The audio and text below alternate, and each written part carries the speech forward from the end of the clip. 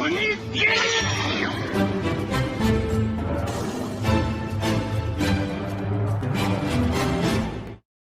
it going, everybody? Welcome to the channel. As always, if you enjoyed today's video, don't forget to hit that like and subscribe. It helps out, means a ton. We're almost to 100. So, Choujin X for these first 3 chapters has been extremely interesting for me. Chapter 2 was very wacky, very out there, even though there was still some dark tones to it and stuff. I mean, it was a little girl that we thought was getting chased by somebody that was trying to just straight up murder her with smoke powers. So yeah, it was overall a dark tone. But anyway, the very first page, the very first thing I see when I open up chapter 3 kind of tells me that chapter 2 just had a really tough spot in the series. Chapter 3 has a place to pick up from chapter 1 that is very coherent. You see Tokyo carrying Azuma on his back. We already know exactly what happened at the port where they were at. We know exactly how we got here. Going back and taking a look at chapter 2 that had events that were almost entirely unrelated to chapter 1. Almost entirely. Except for one was a plane scene at the very end, so it did kind of lead there, but here's what I mean. Chapter 1, we get Tokyo and Azuma at the port, all the stuff, the syringes, Tokyo one-shots the dude.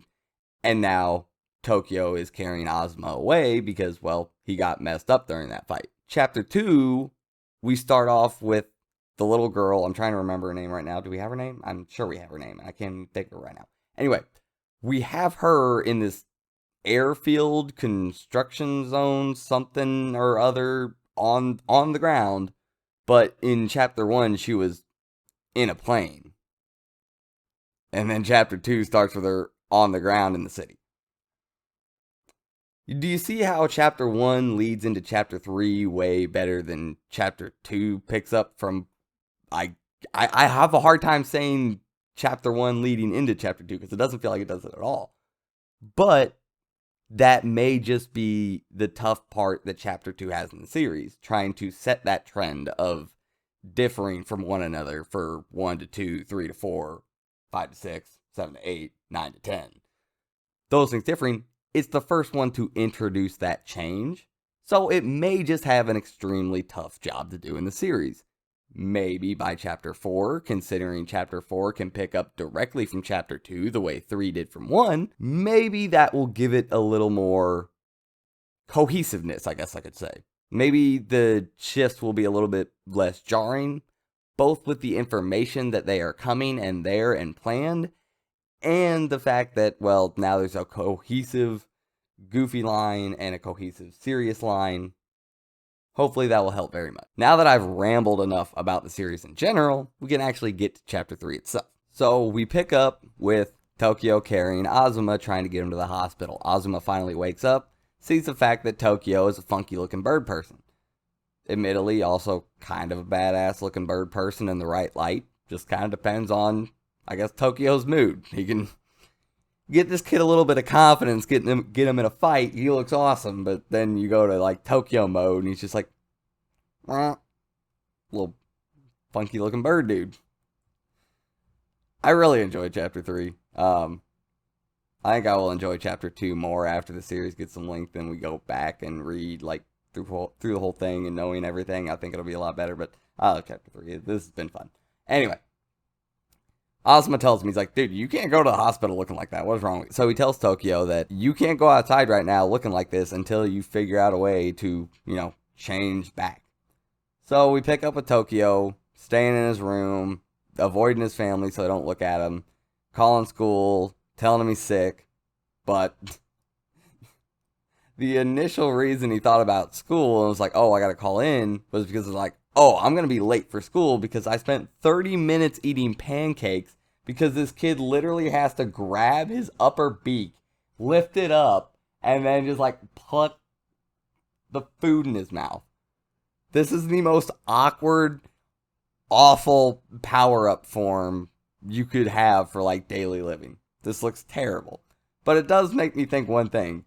Could Tokyo not just like tilt his head back and then like, I don't know, let his lower jaw down? Just, could he not do that? Does he really have to like hold the whole thing up and then like, I don't know how bird jaws work, but still, why does he need that extra arm? If it was goofy and it was funny, I loved it, but I just had to say that. I don't think you need the extra arm, Tokyo. I also think the humor in the serious chapters is actually going to be more up my alley than the humor in the goofy chapters. I don't know. I'm probably going to have a weird love for this series. Anyway, after a while, Tokyo starts getting kind of depressed because, well, he wants to be able to resume his normal life. He doesn't want to have to hide his appearance and not be able to go outside or do anything or look at anybody or do, well, anything. So, eventually, he ends up thinking, well, I wonder if Azuma made it to school. So, he tries to call him. Azuma never picks up, so then he starts worrying about Azuma instead. Starts wondering, well, what if he maybe turned into a Choujin at some point too? Maybe he went to the hospital and they figured something out about him. Maybe something happened to him after that. Maybe he's not okay. So he decides to cover up his face, sneak past the family, go out in the middle of the night under the guise of going to the convenience store, and he goes over to Azuma's house. At first, it looks like no lights are on, so he assumes nobody's home, starts wondering, does eventually see a light, calls Azuma, and Azuma does finally pick up. So this is when we get to what I honestly believe is the highlight of this chapter. I do enjoy the end, it was cool, but the conversation between Tokyo and Azuma is honestly one of the most emotionally complex conversations I've seen in a manga in a while. What I mean by that is there's happiness from Tokyo realizing that Azuma is okay. There is curiosity from Azuma trying to figure out what's going on in his own time and telling him that's why he wasn't replying.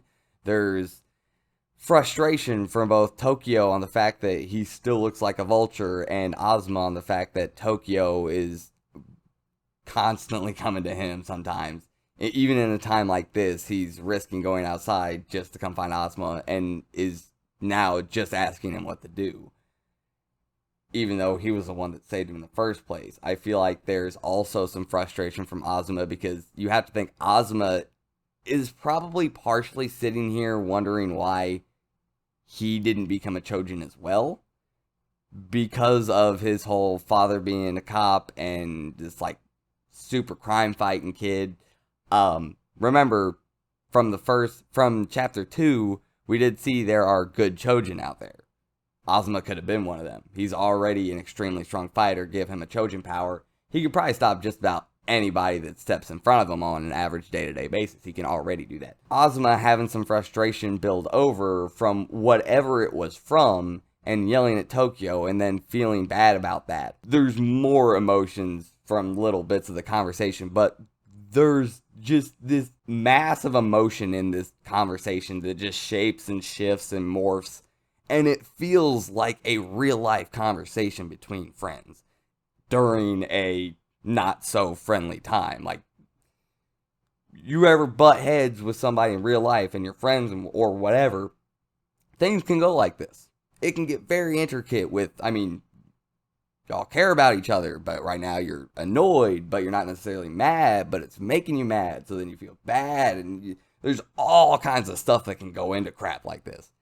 And it just feels almost kind of too real. Like, from the thumbnail, I'm sure you saw the moment where Azuma drops down and has his hands like wrapped around his head with his fingers digging into his hair. Like, man, if you ain't never been there, not necessarily from a relatability standpoint of being like arguing with friends and being like this exact thing. Obviously, this is not extremely relatable with superpowers and everything. But that feeling that makes you want to just, If you ain't ever been there, you lucky, because almost all of us have been there for one reason or another. I felt that. I absolute 100% felt the emotion from Azuma coming off of that page. And you also see that, and it's kind of a very similar image to Tokyo in his bed earlier in the chapter, but not quite as much. Azuma's is more frustration, anger, and sadness. There is sadness there, but there's frustration and anger and helplessness and all kinds of stuff wrapped into that. Tokyo's was a lot more depressive. The shoulders were a lot more down, the hands were down, all of that. But they were very similar poses due to, well, very negative emotions at the time. Very, very well done. So we get to the end of the chapter, and we got Stretchy Neck, Luffy knockoff from chapter 1, and he's being interrogated by the person who gave him the syringes in the first place. And he gives the guy a little bit of information, telling him the type of Choujin that, well, beat the crap out of him. Once the dude starts asking about names, this guy starts to have a change of heart. He kind of hits his limit, and he's like, you know what?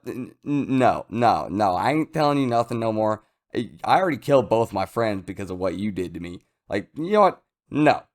Nope.